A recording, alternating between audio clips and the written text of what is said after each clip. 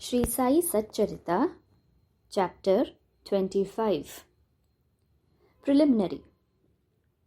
We begin this chapter with prostration with all our 8 limbs to Sai Baba, who is an ocean of mercy, the God incarnate, the Parabrahma and the great Yogeshwara, that is, Lord of Yoga.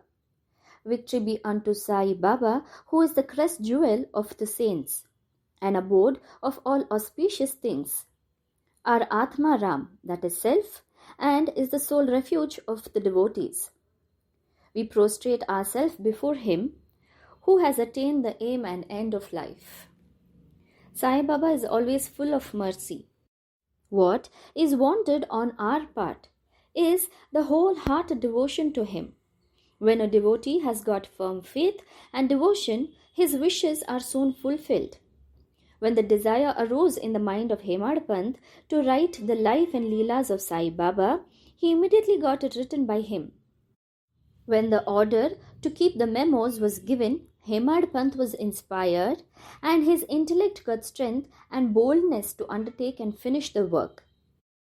He was not, as he says, qualified to write the work, but the gracious blessings of Baba enabled him to complete the undertaking, and thus you have this Satcharita, which is a cistern or a Somkant jewel, from which nectar in the form of Sai Leelas oozes out for the readers to drink to their heart's content.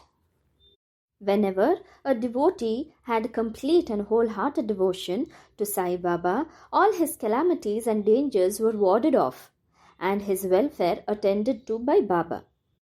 The story of Damodar Savalaram Rasane, Kasar of Ahmednagar, now of Pune, alias Damu Anna, illustrating the above statement, is given below. Damu Anna. The listeners are aware that a mention of this gentleman was made in the 6th chapter regarding the celebration of Ram Navami festival in Shirdi. He went to Shirdi in about the year 1895 AD, when the Ram Navami Utsav, that is the celebration, began, and since that time he has been providing an ornamental flag for that occasion every year. He also feeds the poor and the fakirs who come there for the festival. His speculations. First one, cotton trading. A Mumbai friend of Damu Anna wrote to him that they should do some cotton speculation business in partnership, which would bring them about 2 lakhs of rupees as profit.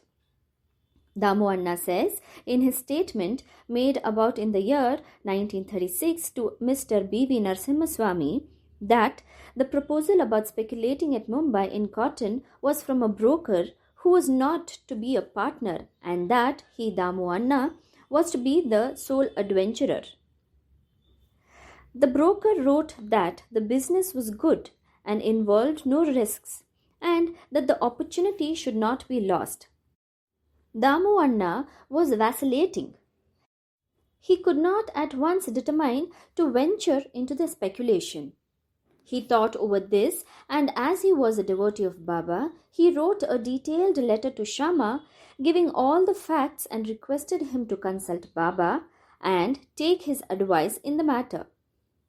Shama got the letter next day, and when he went with it at noon to the masjid and placed it before Baba, Baba asked Shama what the matter was and what the letter was about. Shama replied that Damu Anna of Nagar wanted to consult him about something. Then Baba said, "What does he write and what does he plan? It seems that he wants to reach the sky and he is not content with what God has given him. Read his letter." Shama then said, "The letter contains what you have just said.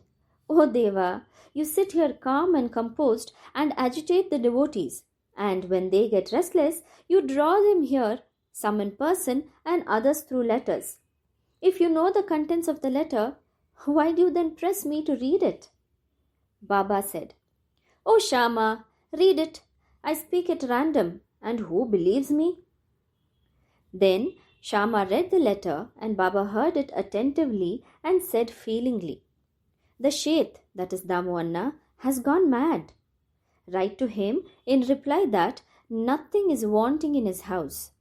Let him be content with half loaf of bread he has and not bother about lakhs. Shama sent the reply which Damu Anna was anxiously waiting for. After reading it, he found that all his hopes and prospects about lakhs of rupees as profit were dashed to the ground. He thought that he had done a mistake by consulting Baba. But as Shama had hinted in the reply that there was always much difference in seeing and hearing, and that therefore he should come to Shirdi personally and see Baba. He thought it was advisable to go to Shirdi and consult Baba personally about the affair. So he went to Shirdi, saw Baba, prostrated himself before him, and sat shampooing his legs. He had no courage to ask Baba openly about the speculation. But he thought in his mind that it would be better if some share in the business should be assigned to Baba, and said in his mind that if Baba were to help him in this transaction, he would surrender some share of profits to him. Damu Anna was thus thinking secretly in his mind, but nothing was veiled from Baba. Everything, past, present, and future, were clear to him. A child wants sweets, but his mother gives him bitter pills. The former spoil his health, while the latter improve it. So the mother, looking to the welfare of her infant, coaxes and gives bitter pills. Baba, kind mother as he was, knew the present and future prospects of his devotees, and therefore, reading Damu Anna's mind, he openly spoke to him. Bapu, I do not want to be entangled in any such worldly things. On seeing Baba's disapproval, Damu Anna dropped the enterprise. Second, grain dealing. Then he thought of trading in rice, wheat, and other grains. Baba read this thought also and said to him, You will be buying at 5 seers and selling at 7 seers a rupee. So this business was also given up. The rise in the prices of grains was kept up for some time, and Baba's prophecy seemed to be falsified. But in a month or two, there was abundant rain everywhere, and the prices suddenly fell down, and therefore those who stored grains suffered a severe loss. Damu Anna was saved from this fate. Needless to say that the cotton speculation, which was conducted by the broker with the help of another merchant, also collapsed with a severe loss of adventurers. After seeing that Baba had saved him from 2 severe losses in grain and cotton speculations, Damu Anna's faith in Baba grew stronger, and he remained a true devotee of Baba till his passing away. Amraleela, that is mango miracle. Once a parcel of about 300 good mangoes was received at Shirdi. It was sent from Goa by one Mamaltadar named Rale to Sai Baba in the name of Shama. When it was opened, all the mangoes were found to be in very good condition. They were given in Shama's charge, and only 4 were retained and placed in the kolamba, that is pot, by Baba. He said, These 4 fruits are for Damu Anna. Let them lie there. This Damu Anna had 3 wives. According to his statement mentioned above, he had not 3 but 2 wives only.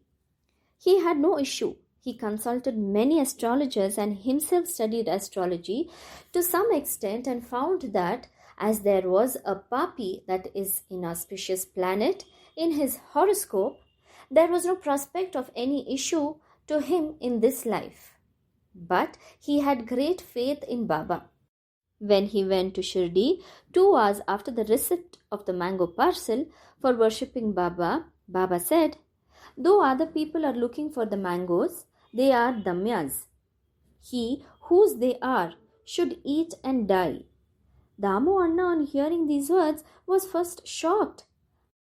But on Mahalsapati explaining to him that death meant the death of the ego, and to have it at Baba's feet was a blessing, Damu Anna then said that he could accept the fruits and eat them.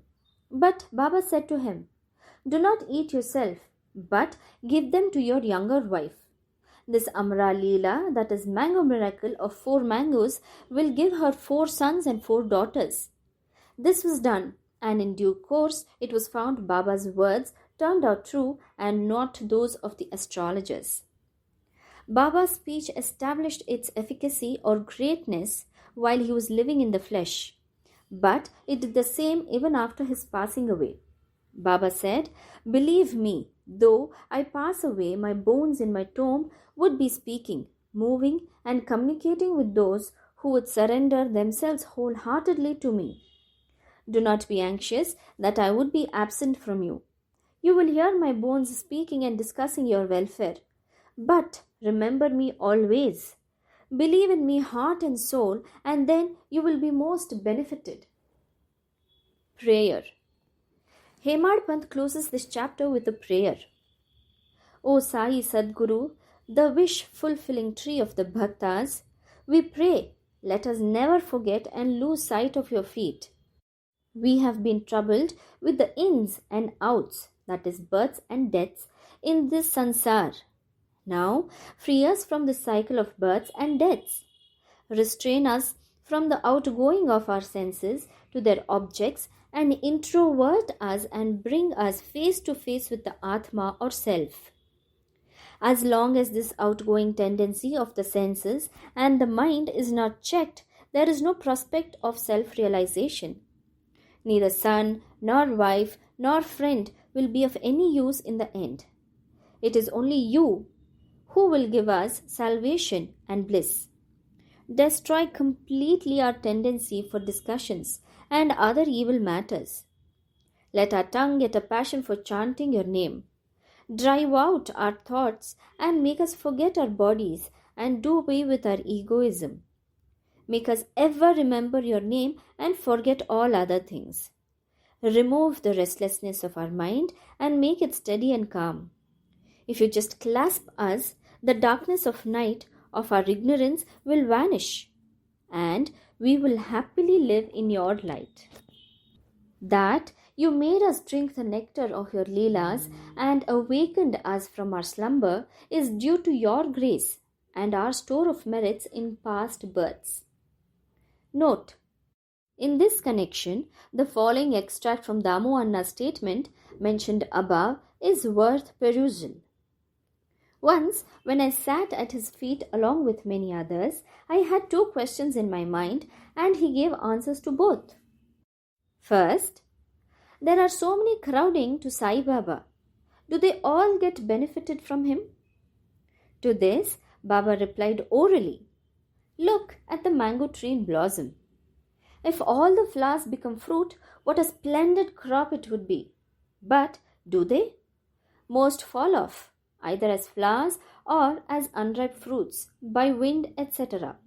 Very few remain." Second, the second question was about myself. If Baba were to pass away, how hopelessly adrift I would be, and how am I to fare then? To this Baba answered that he would be with me whenever and wherever I thought of him.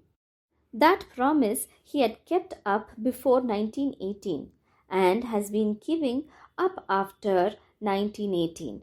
He is still with me. He is still guiding me. This was about 1910-1911 when brothers separated from me and my sister died and there was a theft and police inquiry. All these incidents made me very disturbed. When my sister died, my mind was much upset. I did not care for life and enjoyments. When I went to Baba, he pacified me with his Upadesh and made me eat a feast of Puran Poli at Appa Kulkarni's house. There was a theft in my house. A 30-year-old friend of mine stole my wife's jewel box, including her auspicious nut, that is, nose ring. I wept before Baba's photo. The next day, the man returned the jewel box and asked for pardon. Om Sai Ram.